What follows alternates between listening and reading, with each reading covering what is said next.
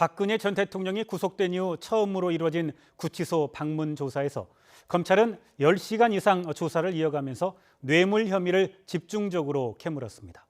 하지만 박 전 대통령 측은 이번에도 직접 돈을 받은 적이 없다면서 뇌물 혐의를 전면 부인한 것으로 알려졌습니다.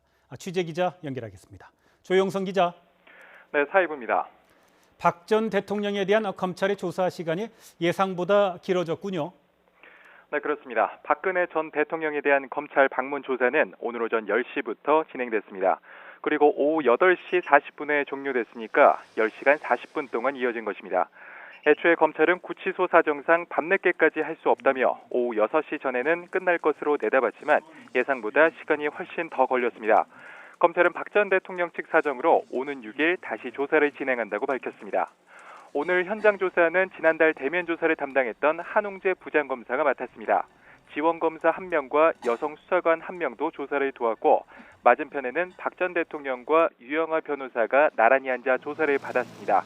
검찰 관계자는 특이사항 없이 조사가 진행됐다고 밝혀 박 전 대통령이 진술 거부권은 행사하지 않은 것으로 파악됐습니다. 전직 대통령이 구치소에서 신문을 받은 건 전두환 노태우 전 대통령 이후 21년 만입니다. 박 전 대통령 기소 시한까지 시간이 많지 않은 만큼 검찰이 강도 높은 조사를 진행한 것으로 보이는데요. 어떤 점을 집중적으로 캐물었습니까? 검찰은 박 전 대통령의 13개 혐의를 전반적으로 조사하면서 특히 박 전 대통령이 적극적으로 부인하고 있는 뇌물수수 혐의를 집중적으로 추궁했습니다. 세부적으로 각종 증거를 들이대며 최순실 씨와 관련된 의미 있는 진술을 받아내는 데 심혈을 기울인 것입니다. 이에 대해 박 전 대통령은 여전히 기업들로부터 직접 돈을 받은 적이 없다면서 뇌물 혐의를 부인하는 모르쇠 입장을 취한 것으로 전해졌습니다. 같은 구치소에 수용된 40년 지기 최순실 씨와의 대질 신문은 이뤄지지 않았습니다.